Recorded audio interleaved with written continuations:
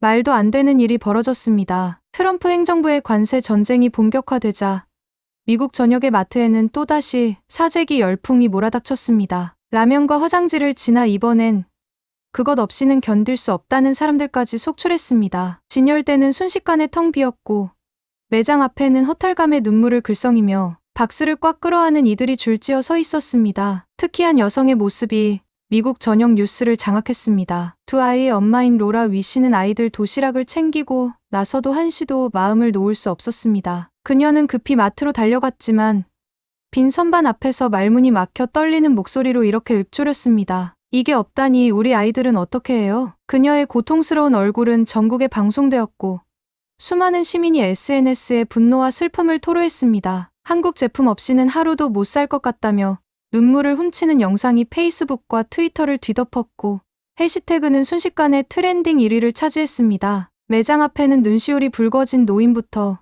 손발이 떨리는 직장인까지 모두가 상실감에 잠긴 채 고개를 떨궜습니다. 한 직장인은 점심도 못 먹겠어요. 이걸 구하러 새벽부터 줄 섰는데라며 허탈한 한숨을 내쉬었고 또 다른 이는 아이들에게 미안해요라며 흐느꼈습니다. 한편 지역 방송국장은 현장에서 시민들이 충격으로 말을 잇지 못하고 있다고 전했고 앵커는 이토록 사소한 물건 하나로도 미국 사회가 이토록 큰 상처를 받는다는 사실이 믿기지 않는다며 어이없어 했습니다. 미국인들은 깊은 상실감 속에서 서로를 위로하며 전례 없는 충격과 슬픔을 경험하고 있습니다. 그 중심에 선 바로 그 한국 제품은 과연 무엇일까요? 미국 전역을 흔든 이 충격적인 사연.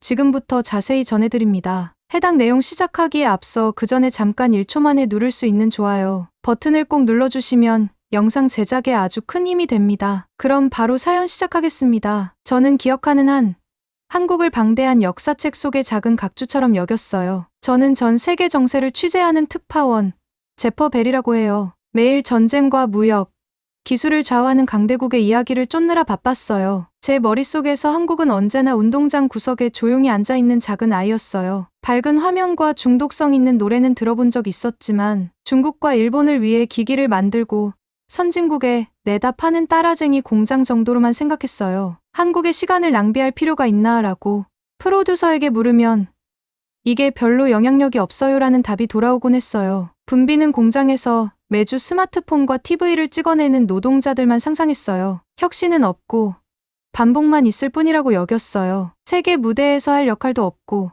그저 누군가의 성공을 작게 따라하는 메아리라고만 생각했어요. 솔직히 인정해요. 저는 한국의 진짜 이야기를 모르고 판단해버렸어요. 중요할 만큼 크지 않다. 늘 뒤처진다. 정작 중요한 자리에 설 수 없는 나라라고 치부했어요. 더 깊이 알아볼 생각조차 하지 않았기 때문에 그런 말들이 술술 흘러나왔어요. 그렇게 저는 제가 옳다고 확신했어요. 평범한 어느 월요일 아침이 오기 전까지는요. 시카고 시내가 내려다보이는 작은 아파트에서 저는 새벽녘에 눈을 떴어요. 블라인드를 통해 햇살이 간신히 스며들었고 저는 습관처럼 커피 메이커 앞으로 발길을 옮겼어요. 제 삶은 철저히 루틴이에요. 아침 커피, 뉴스 훑어보기, 벽에 걸린 세계 지도 확인, 그리고 7시까지 뉴스룸으로 달려가는 거죠. 역사 마니아인 저는 과거 사건들이 도미노처럼 연쇄적으로 쓰러진다고 믿어요. 하나가 쓰러지면 줄줄이 무너지는 시기죠. 수년간 강대국의 흥망성쇠를 연구하며 작은 불씨 하나가 모든 것을 바꿀 수 있다는 사실을 추적했어요. 경제를 마비시킨 제재, 국경선을 바꿔놓은 조약 같은 것들을 보도했지만 그 모든 과정 속에서도 한국이 어디에 속하는지 전혀 보지 못했어요. 오전 7시 5분경 저는 유리벽으로 둘러싸인 사무실에 앉아 도쿄, 베를린, 워싱턴의 실시간 화면을 바라보고 있었어요. 책상 위에는 나라 이름과 날짜가 적힌 브리핑 자료가 수북이 쌓여 있었고요. 러시아 제재를 넘겨보고 중국 무역 협상을 훑다가 인도 인프라 붐을 스크롤로 넘어쳤어요. 그러다 멈췄어요. 한국. 제가 중얼거렸어요. 그 주 브리핑 자료에는 한국이 없었어요. 기밀 케이블도 단 한 줄의 언급도 없었죠. 아무것도 없었어요. 의자에 등을 기대고 펜을 톡톡 쳤어요. 당연하네.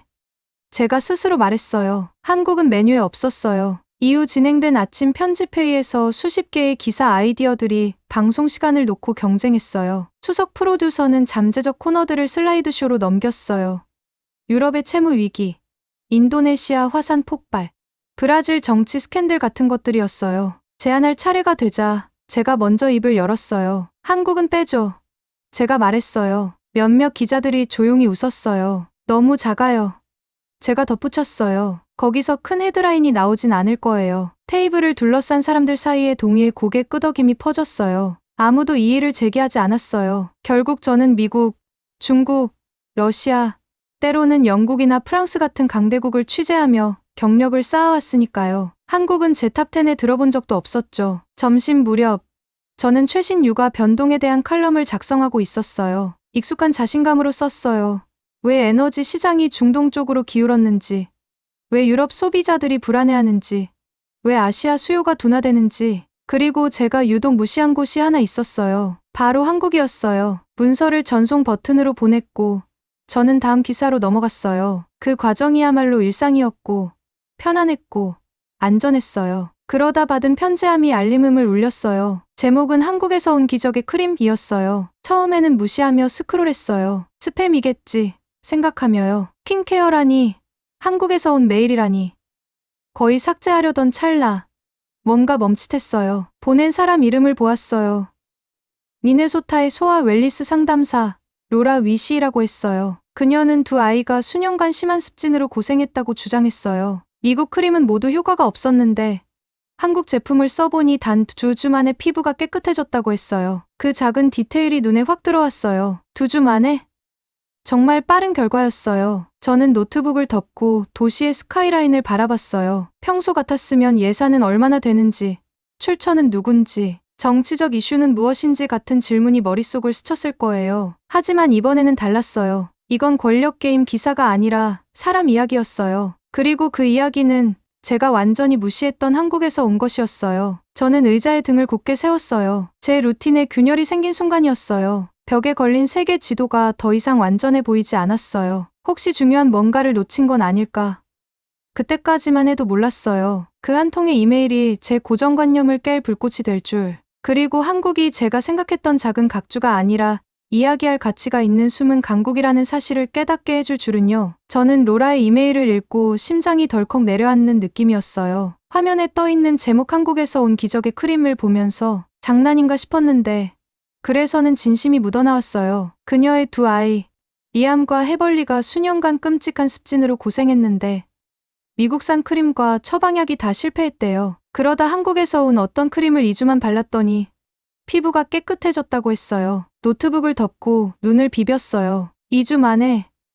그건 그동안 본 어떤 치료보다 훨씬 빠른 속도였어요. 저는 스팸으로 지워버리고 싶은 마음을 억누르고 프로듀서에게 전화를 걸었어요. 아침이에요. 댄. 방금 미네소타 소아 웰리스 상담사한테서 메일을 받았어요. 한국산 스킨케어 크림이 아이들 습진을 2주 만에 완치했다는 내용이에요. 잠시 침묵이 흘렀어요. 관심이 끊긴 줄 알았는데 이내 댄이 말했어요. 휴먼 인트레스트 스토리네. 얼른 다음 비행기표 잡아. 저는 1시간 만에 티켓을 예매했어요. 그날 오후 늦게 저는 트윈시티행 비행기 좌석에 웅크린 채 앉아 있었어요. 엔진 소리가 제 생각 소리와 섞여서 귓가에 맴돌았어요. 로라의 말을 되뇌었어요. 연고, 스테로이드, 알레르기 주사까지 다 써봤지만 소용없었어요. 그러다 한국에서 이 크림이 도착했고 리암의 붉은 발진은 사라졌고 해벌리는 긁는 걸 멈췄어요. 기내등이 어두워지자 저는 눈을 감고 상상했어요. 한글로 쓰인 평범해 보이는 작은 크림 단지 하나가 아이들의 삶을 바꾸다니. 저는 실험실 벤치 위에서나 보던 대단한 과학적 발견만 떠올렸지.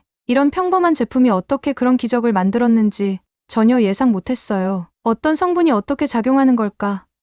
제 안에 작은 설렘이 일었어요. 이건 관세나 무역 이야기가 아니었어요. 진짜 고통과 진짜 구원이 담긴 이야기였어요. 미니애폴리스에 도착하니 차가운 공기가 코끝을 스치고 저는 짐을 챙겨 택시를 잡았어요. 운전사는 친절한 마크 아저씨였어요. 바이킹스 경기 얘기를 하셨지만 저는 고개만 끄덕이며 마음속으로는 로란의 집에 가면 뭐가 기다리고 있을까 라는 생각으로 가득했어요. 교회 주택가는 조용했어요. 잘 정돈된 잔디, 하얀 울타리, 노랗게 물든 단풍나무들. 택시가 파란 우체통이 놓인 평범한 2층 집 앞에 멈췄어요. 요금을 내고 크게 심호흡했어요. 제가 그동안 완전히 무시해왔던 순간이 바로 지금이었어요. 한국 제품 하나로 삶이 달라진 사람을 만나는 순간이요. 초인종을 누르자 잠시 후 문이 열리고 로라가 나왔어요. 30대 중반처럼 보였지만 그 눈빛은 피곤하면서도 반짝였어요. 뒤에는 8살쯤 된 남자아이와 6살 된 여자아이가 살짝 얼굴을 내밀고 있었어요. 피부는 창백했지만 눈빛만은 기대감으로 빛나고 있었어요. 벨 기자님 맞으세요? 로라가 물으며 손을 내밀었어요. 네. 저를 제퍼라고 불러주세요. 제가 대답했어요. 그녀의 손은 따뜻했어요. 집 안에 들어서자 정돈된 거실이 보였고 커피 테이블 위에는 크림 로션 젤 3가지 작은 병이 놓여 있었어요. 대부분 한글로 쓰여 있었고 작게 영어로 For Sensitive Skin이라고만 적혀 있었어요. 이게 그 제품들이에요. 로라가 조용히 말하며 리암의 팔꿈치를 가리켰어요. 살살 만지니 붉은 딱지는 가고 부드러운 분홍빛 선만 남아 있었어요. 제가 무릎을 꿇고 다가갔어요. 리암, 팔을 보여줄래?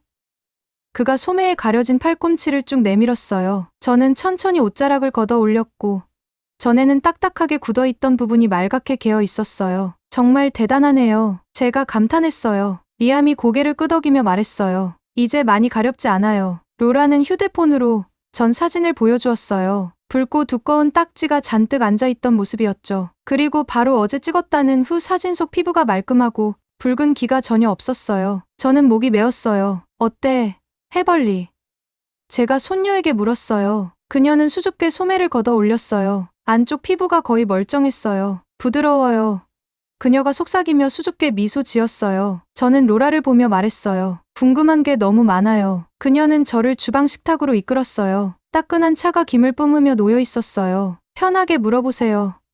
로라가 말했어요. 저는 크림병 하나를 들어 보이며 물었어요. 성분에 대해서 아시는 게 있나요? 로라는 고개를 저으며 대답했어요. 판매업체 사이트 정보가 전부예요. 쑥 추출물, 녹차잎, 몇 가지 펩타이드가 들어있다고만 나와 있었어요. 절반은 저도 이해 못했죠. 그저 이거다 싶어서 시도해본 거예요. 저는 수첩을 펴고 빠르게 메모를 시작했어요. 하루에 2번 얇게 바르고 남은 기름기는 부드러운 천으로 닦아냈다는 설명을 들으며 펜이 종이를 쉴 새 없이 스쳤어요. 며칠 만에 가려움이 줄어들었다는 이야기를 들을 때마다 놀라움이 더 커졌어요. 그날 밤 로라는 제가 다음날 아침 경과를 촬영할 수 있도록 빈 방을 내주었어요. 저는 천장을 바라보며 잠들지 못했어요. 사명감과 호기심이 뒤섞인 묘한 감정이었어요. 다음 날이면 리암이 수년 만에 처음으로 밤새 푹 잘 모습을 기록할 수 있었어요. 새벽이 밝자 저는 몰래 거실로 나왔어요. 로라는 소파에 앉아 뜨끈한 잔을 들고 있었어요. 준비됐나요?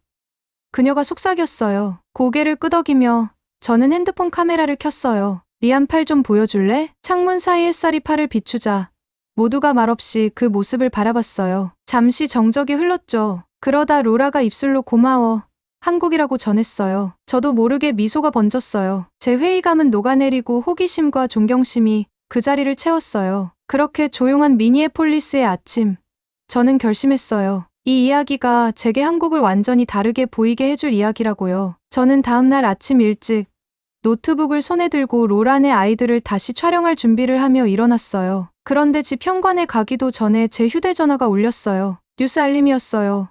미국, 한국산 수입품에 25% 관세 부과 예정. 심장이 덜컥 내려앉았어요. 그 문구를 2번이나 읽었죠. 한국산 수입품이라고요? 그 말은 리암과 해벌리의 피부를 살려준 크림 로션젤 같은 작은 병들의 가격이 갑자기 크게 오를 수 있다는 뜻이었어요. 저는 재킷을 집어들고 밖으로 뛰어나갔어요. 하늘은 맑고 파랬지만 제 머릿속은 어두웠어요. 곧장 로라에게 전화를 걸었어요. 2번째 벨이 울릴 때 그녀가 받았어요. 제퍼, 뉴스 봤어요?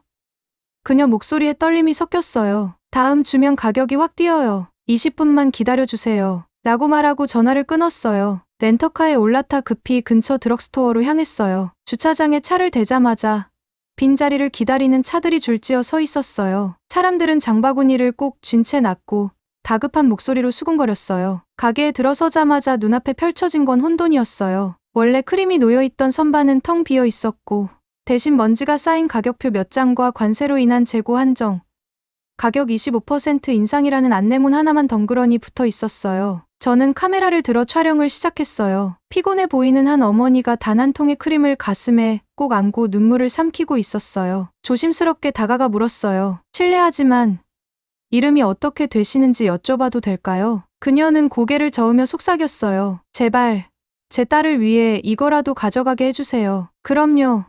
얼른 다 가져가세요. 제가 부드럽게 말했어요. 복도 건너편에서는 한 아버지가 2통을 카트에 집어넣고 눈을 동그랗게 굴리며 주변을 살폈어요. 한쪽 구석에는 몇몇 여성들이 모여서 어디 사이트에서 샀는지 얼마를 냈는지 속닥거리며 정보를 교환하고 있었어요. 화장품 코너 근처에는 10대 소년이 빈 선반을 보고 믿을 수 없다는 표정으로 서 있었어요. 마치 폭풍이 이 가게를 강타한 듯한 느낌이었어요. 그 폭풍의 중심에는 반대로 전 세계 절반을 돌아온 작은 크림병 한 통이 있었죠. 저는 빈 상자들과 구겨진 가격표, 불안한 사람들의 얼굴을 촬영했어요. 천장 조명이 윙윙거리며 제 마음속 고민을 울리는 듯했어요. 사람들이 화장지나 통조림을 사재기 하는 게 아니에요. 스킨케어 제품을 끌어안고 있었어요. 그 모습이 묘하게도 아름답게 느껴졌어요. 편안함과 치유, 안도감을 갈망하는 마음이랄까요. 촬영을 마무리하던 참에 프로듀서한테서 전화가 왔어요. 제퍼, 또 다른 특종이야. 부산의 한 대형 화장품 공장에서 화재가 났대.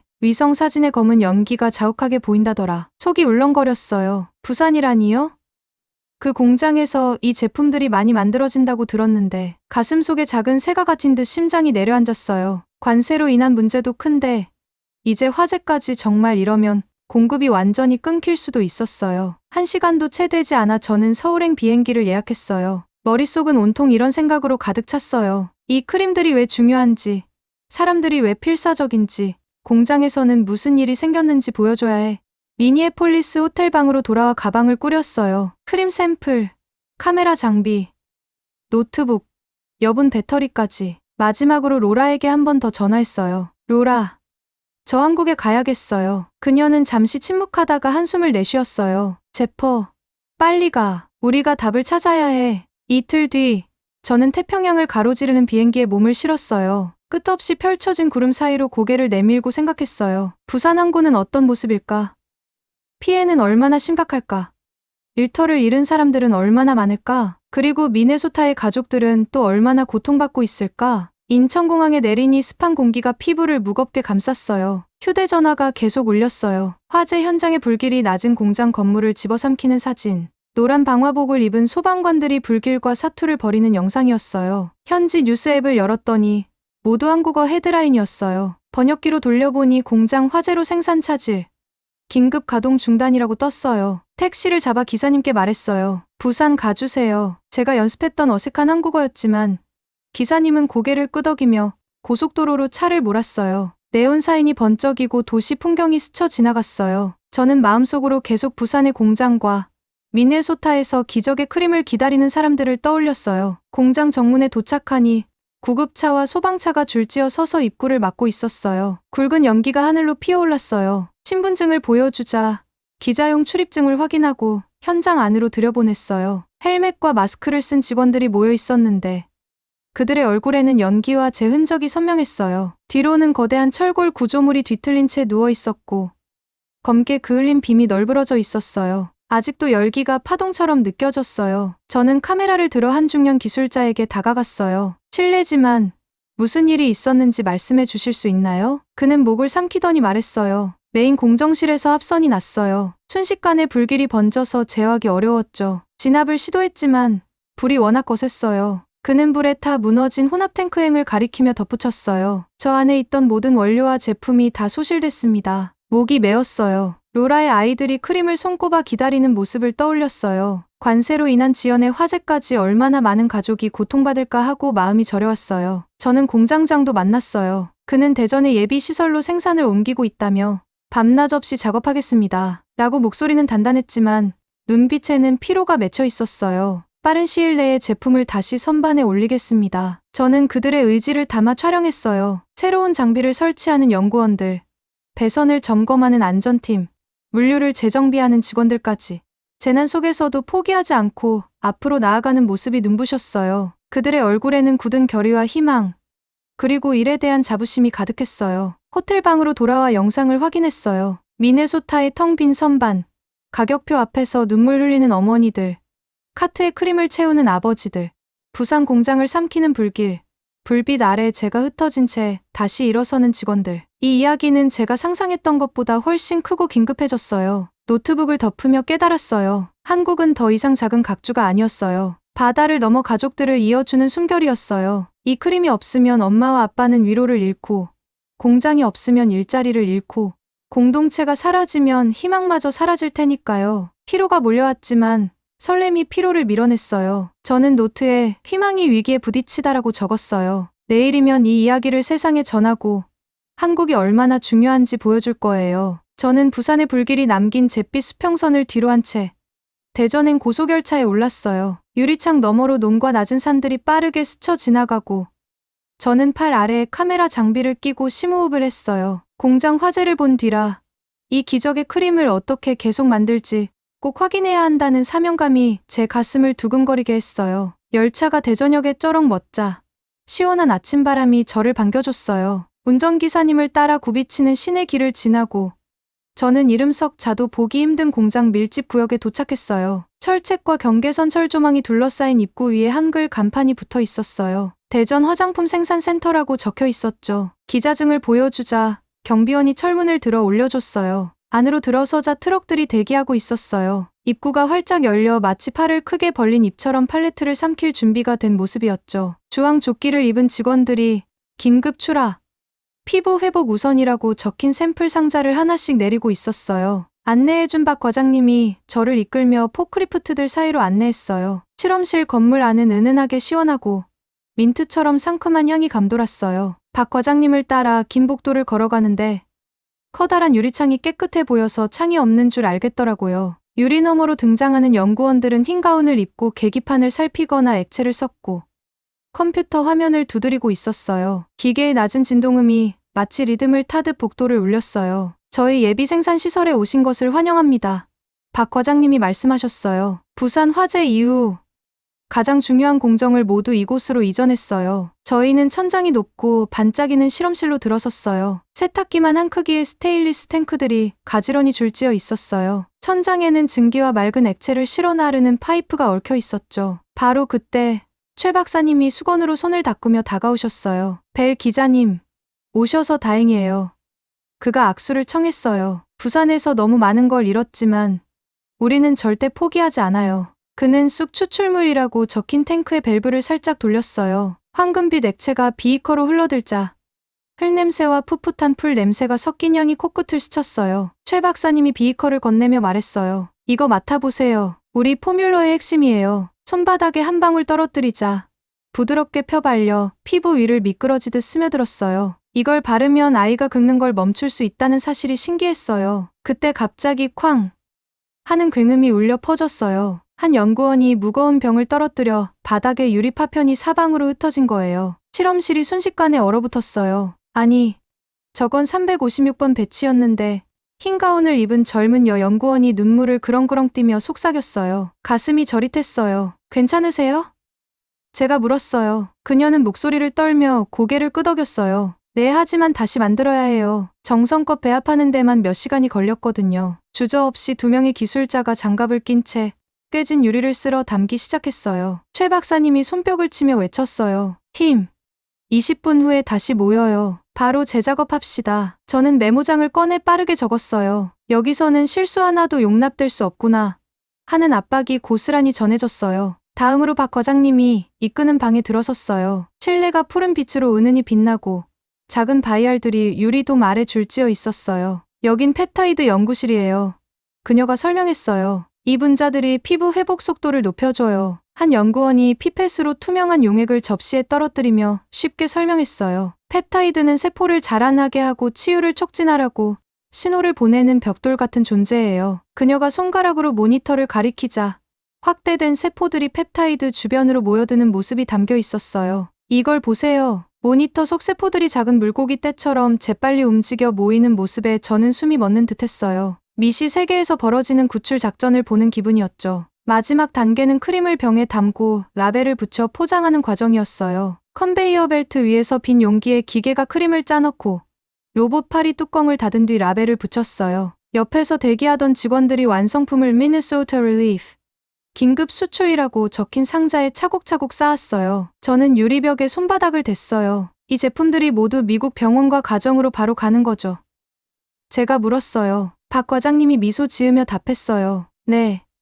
항공화물로요. 필요할 때마다 전세기를 띄우고 있어요. 세관 직원들은 눈치를 주지만 우리는 포기하지 않아요. 사람들을 위해서라면요. 밖에서 해가 점점 높아지자 건물 곳곳에서 증기가 뿜어져 나왔어요. 이 과학자와 기술자, 운송기사님까지 모두가 긴박함과 희망이 뒤섞인 폭풍 속에서 일하고 있음을 느꼈어요. 부산 공장을 잃었음에도 이렇게 빠르게 생산을 재개하다니 상상도 못했어요. 돌아가기 전 최 박사님이 방금 밀봉한 작은 크림병 하나를 내밀며 말했어요. 미네소타로 가져가세요. 우리 팀의 선물이라고 생각하세요. 저는 두 손으로 조심스레 받았어요. 손에 느껴지는 묵직함이 마음을 뭉클하게 했어요. 역으로 돌아가는 길, 저는 그 병을 가만히 바라봤어요. 단순한 스킨케어 제품이 아니라 긴 밤과 깨진 유리 조각, 엎지른 포뮬러, 그리고 끝없는 결단의 결과물이었어요. 그제야 깨달았어요. 한국의 진짜 힘은 규모가 아니라 사람들의 헌신에 있다는 거려. 열차가 출발하자 저는 이마를 유리창에 기대고 실험실 건물이 작아지는 모습을 지켜봤어요. 노트는 이미 사실과 숫자로 가득했지만 제 가슴에 남은 것은 존경이었어요. 한때 무시했던 나라에 대한, 수천 마일 떨어진 타인의 치유를 위해 달려온 이들에 대한, 그리고 세상을 움직이는 숨겨진 이야기들에 대한 존경이었어요. 저는 어느 날 아침 미네소타에 돌아왔어요. 대전 예비시설을 둘러본 후 가슴이 여전히 두근거렸거든요. 과학자들이 생산 재개를 위해 전력을 다하는 장면을 촬영했으니 이 이야기를 세상에 전할 때였어요. 스튜디오에 도착해 건강 담당 리포터인 켈리 톰슨과 만났어요. 특별 코너 제목은 치유를 향한 한국의 레이스였어요. 작은 TV 스튜디오에 카메라를 설치했어요. 위에서 조명이 반짝였고 비편 대형 스크린에는 태평양 지도가 떠 있었어요. 저는 그 작은 크림병을 손에 쥐고 있었어요. 의미가 무겁게 느껴졌어요. 오늘은 제가 빨간 온에어 불빛이 깜빡이자 말했어요.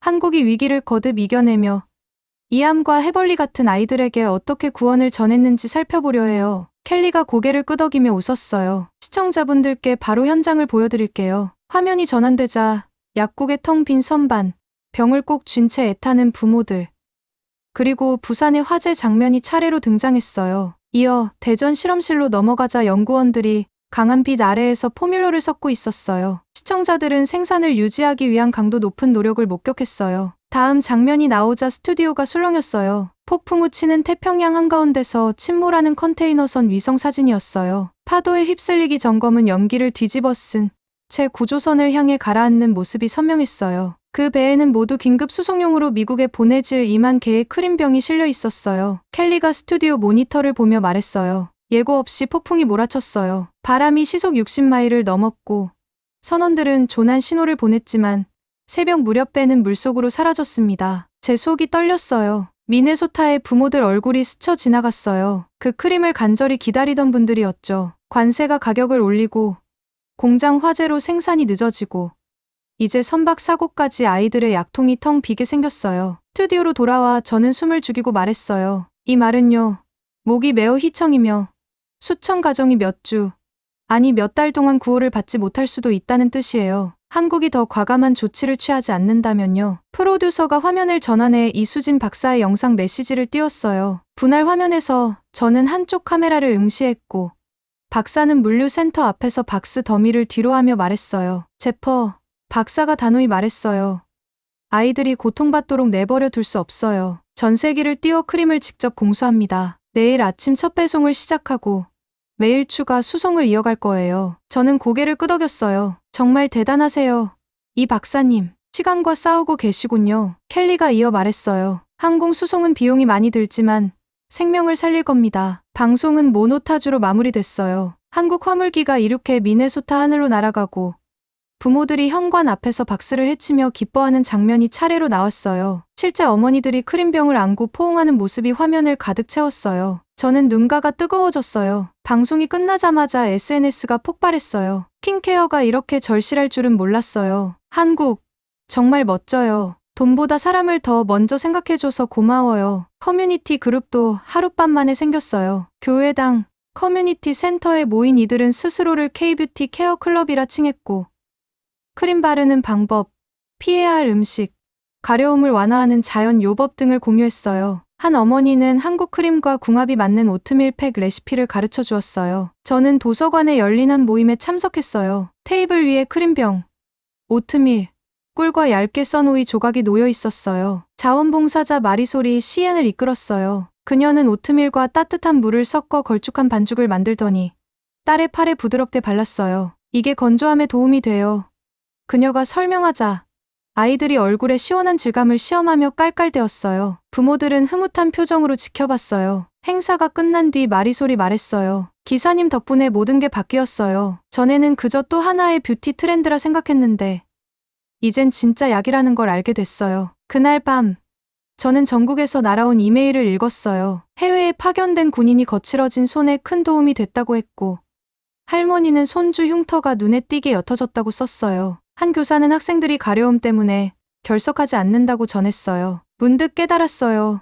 사람들은 단순히 제품을 사는 게 아니었어요. 희망을 붙잡고 있는 거였어요. 한편 한국에선 예비팀이 밤낮 없이 일한다고 들었어요. 이 박사가 밤 근무 사진을 보내줬어요. 밝은 조명 아래 모여 공식 하나하나 점검하는 연구원들 모습이었죠. 그녀는 메시지를 남겼어요. 이 효과를 우리는 알고 있어요. 모든 아이가 필요할 때까지 멈추지 않겠습니다. 저는 잡지용 다음 기사를 쓰기 위해 자리했습니다. 5천만 명의 작은 나라가 어떻게 전 세계 가족들의 수호자가 되었는지 큰 그림을 담고 싶었어요. 자부심을 말하는 연구원 인터뷰.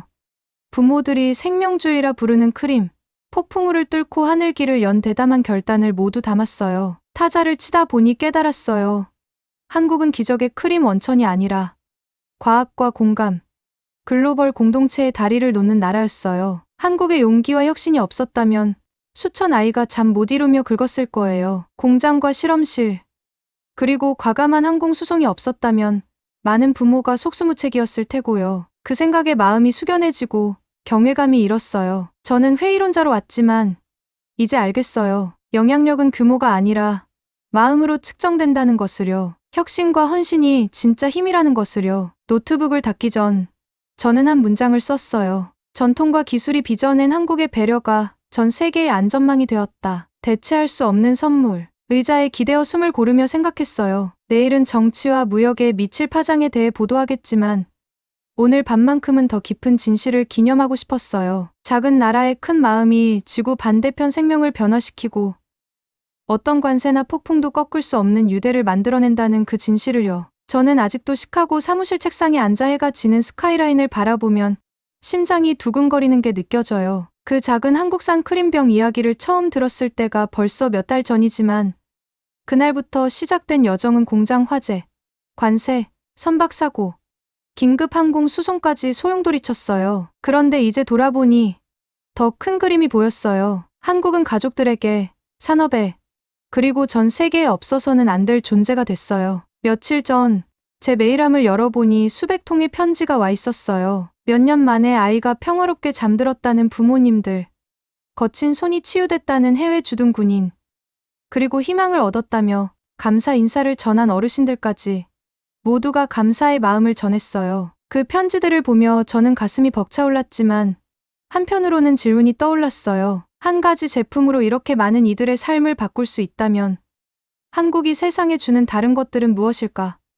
만약 한국이 사라진다면 무슨 일이 벌어질까? 컴퓨터를 올려다보며 스마트폰, 노트북, 전기차 같은 제 방 안 모든 기기를 떠올렸어요. 그 속에 들어있는 작은 반도체 칩이 모두 한국산이었어요. 반도체가 없다면 스마트폰은 멈추고 노트북은 꺼지고 신호등도 작동을 멈출 거예요. 알람은 울리지 않고 화면은 검게 남아있으며 라디오마저 침묵하는 아침을 상상해보세요. 세상은 마비될 테니까요. TV에서는 한국산 선체와 엔진 부족으로 항만의 컨테이너선이 쌓여있다는 뉴스가 자주 나와요. 조선업이 없으면 글로벌 무역이 기어가듯 느려지고 슈퍼마켓 선반은 비어가고 공장은 멈추고 일자리는 수천 개씩 사라지겠죠. 제 아파트 건물도 떠올랐어요. 지붕과 기둥, 다리 구조에 쓰인 철강이 한국산이었어요. 그 철강이 없었다면 건물은 무너지고 다리는 붕괴되고 세계 곳곳의 도시가 재난에 직면했을 거예요. 아이들이 뛰노는 놀이터 그네와 시소도 녹슬지 않는 한국산 금속으로 만들어졌어요. 한국의 철강 산업이 사라진다면 그네가 부서지고 아이들의 웃음소리도 사라질 거예요. 그리고 에너지 분야를 생각해봐요. 한국은 그린 기술을 선도해왔어요. 한국산 태양광 패널이 햇빛을 전기로 바꾸고 풍력 터빈의 블레이드는 한국 기술이에요. 이 기술이 없었다면 우리는 석탄과 석유에 더 의존했을 거예요. 매연이 내뿜어지고 하늘은 잿빛이 되었겠죠. 호흡하기 어려운 대기, 메마른 들판, 우리가 잃어버린 혁신을 후회하는 세상을 상상해보세요. 기술을 넘어 문화도 빼놓을 수 없어요. 거리에서 흘러나오는 K-팝 노래, 비 오는 주말 온 가족이 몰입하는 K-드라마. 이 모든 것이 국경을 넘어 사람들을 미소 짓게 해요. 한국의 문화가 없다면 우리는 서로를 이해하는 이야기를 잃고 세상은 더 조용하고 덜 다채롭고 덜 연결됐을 거예요. 한국 내부에서도 판이 커요. 대전 예비 시설을 둘러볼 때 직원들 얼굴에 비친 자부심을 기억해요. 과학자, 엔지니어, 공장팀 모두가 나라 경제의 뼈대예요. 연구실이 문을 닫고 공장이 멈춘다면 실업률은 치솟고 숙련된 노동자들은 기회를 찾아 떠날 거예요. 공장 주변 마을은 텅 비고 화재 뒤에 보여줬던 그 굳건한 정신도 일자리 상실과 희망의 붕괴에 무너질 수 있어요. 이수진 박사의 말이 떠올라요. 우리는 이익을 위해 하는 게 아니에요. 사람들이 우리를 필요로 하니까요. 수백 년 전통과 현대적 기지가 결합된 그 헌신이 한국을 앞으로 나아가게 하는 힘이에요. 과학을 돌봄으로 도전을 해결책으로 바꾸는 능력이 한국만의 진짜 자산이죠. 마지막 생방송에서 저는 가슴이 큰 작은 국가라고 한국을 소개했지만 그 표현조차 부족해 보였어요. 한국은 생명줄이에요. 우리의 기기를 작동시키는 맥박이고 병원을 채우는 원동력이자 경제를 움직이는 심장이며 문화를 싱싱하게 유지하는 숨결이죠. 한국이 없었다면 우리는 문자 그대로 그리고 은유적으로 어둠 속에 빠졌을 거예요. 이야기를 나누고 상처를 치유하며 더 깨끗한 미래를 설계할 능력까지 잃었을 거예요. 오늘 밤 저는 노트북을 덮고 선반 위에 놓인 그 크림병을 바라봤어요. 그것은 훨씬 더 많은 것을 상징해요. 한 방울의 쑥 추출물이 어떻게 전 세계를 따뜻하게 만드는 혁신의 불꽃으로 번졌는지 증명하는 증거예요. 의자에 몸을 기댄 채 저는 속삭였어요. 고마워요, 한국. 당신 없이는 우린 길을 잃었을 거예요. 이 말이 진실임을 저는 알아요. 제 나라와 전 세계가 한국의 탁월함과 용기, 그리고 큰 마음을 절실히 필요로 해요. 한국의 불빛이 꺼진다면 우리 모두 깊은 어둠을 느끼게 될 거예요. 오늘의 이야기는 여기까지입니다. 오늘 사연 어떻게 들으셨나요?